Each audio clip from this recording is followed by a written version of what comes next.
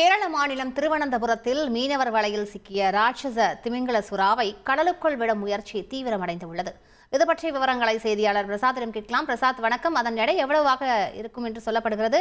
மேலும் இதை கடலுக்குள் விடும் முயற்சியில் எவ்வளவு பேர் ஈடுபட்டிருக்கிறார்கள்? இது எப்பொழுது வலையில் சிக்கியது? விவரங்களை பதிவு பண்ணுங்க பிரசாத். வணக்கம். கேரள மாநிலம் திருவனந்தபுரம் மாவட்டத்திற்குட்பட்ட கொச்சுவேலி பகுதியைச் சேர்ந்த பைஜி என்பவர் அந்த பகுதியில் தினந்தோறும் அதிகாலையில் வலை வீசி மீன் பிடிப்பது வழக்கம். வலை வீசி 2 மணி நேரத்திற்கு பிறகு மீன் பிடிப்பார். அவ்வாறு இன்னைக்கும் வழக்கம் போல அந்த வலையை வீசி இருந்தார்.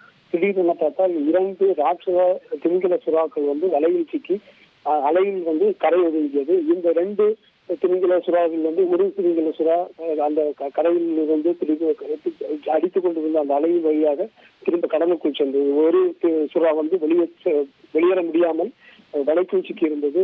அப்படி அவ்வாறு கரையில் ஒதுங்கிய நிலையில் உடனடியாக மீனவர்கள் இதை கண்டு சம்பந்தப்பட்ட வனத்துறை உள்ளிட்ட அதிகாரிகளுக்கு தகவல் தெரிவித்தார்கள். விரைந்து சென்ற அதிகாரிகள் அதை கடலில் விட முயற்சித்தாலும் முடியவில்லை. காரணம், அலையினுடைய அளவு குறைவாக காணப்பட்டதால் சிரமம் ஏற்பட்டது.